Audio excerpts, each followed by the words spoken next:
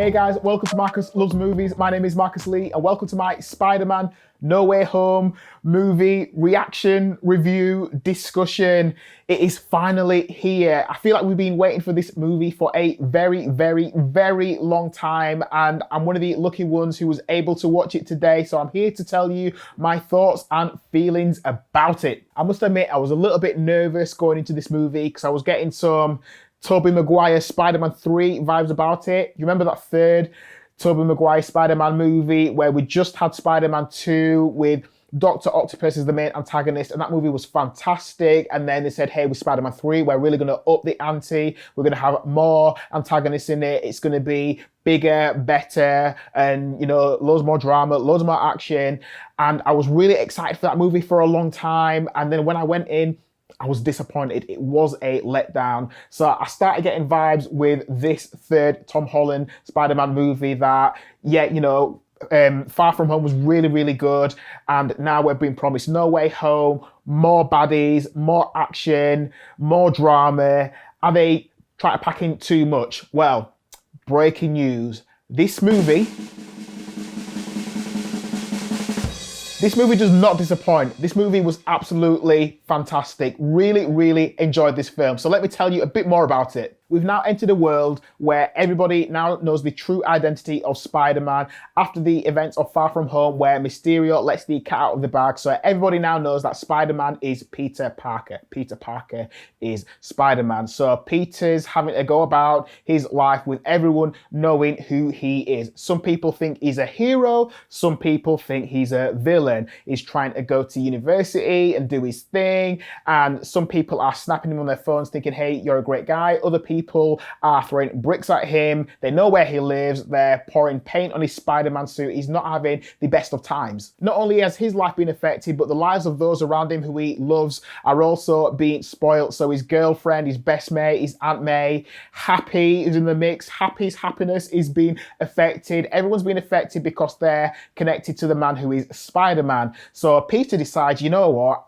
This needs to stop. He goes to see his old friend, good old friend, Doctor Strange, and says, hey, can we concoct a spell where we can make people forget that I'm Spider-Man? Can we go back to a time where the world didn't know I was Spider-Man? So him and Doctor Strange have a discussion. Wong's in the mix and says, hey, this ain't a good idea. But they have a discussion and they come up with a spell to help people to forget. Things don't quite go according to plan, as you see in the trailer.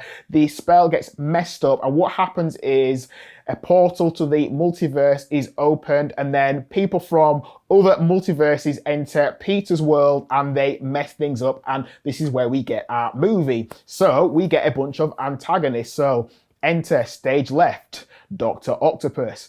Enter stage right, Green Goblin. Enter stage left, Electro. Enter stage right, Sandman. Now Spider-Man has a lot on his plate to deal with, and ladies and gentlemen, that is your movie. This multiverse idea was fantastic. It opened so many doors, so many options for potential storylines. There are some people who enter this universe from other multiverses who I won't discuss in a review like this because I'm trying to keep it as spoiler free as possible, but it makes the movie really, really interesting.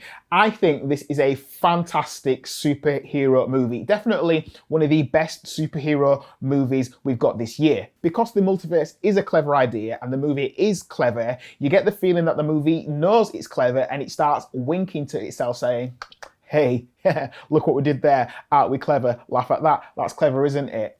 Works. Some people might find that a little bit annoying, but you know, it's okay. I think it works. The movie has a bit of a slight dip in the middle where you've got all this high energy, high octane energy, lots going on, that when it does come down and it tries to explain what's going to happen next, it kind of has a bit of a lull. With superhero movies like this, where you're 2 hours plus, you're going to have those moments because when you've got all that high energy and you've got the audience feeling this, you know, this euphoria of what's going on, when it comes down, you are going to feel like that as an audience member where you're thinking, oh, I've come down to earth a bit now and it's a little bit boring.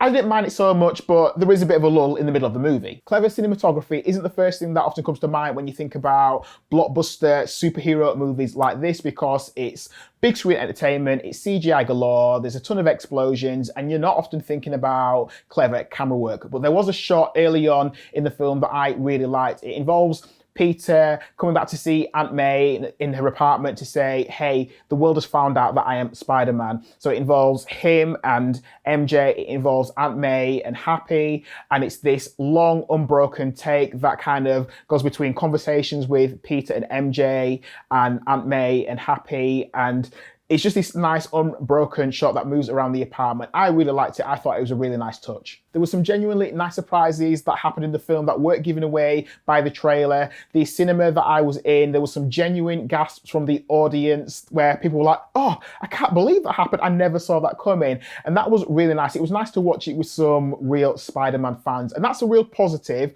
but it made me think about a slight negative, which is about the rumor mill which surrounded this movie and tends to surround big movies when they come out. Obviously, I guess a studio and the powers that be want there to be conversation around the movie so that people are talking about it, people are getting excited. But that rumor mill sometimes consists of, you know, was this actor seen on set? Are they going to play a part in this movie?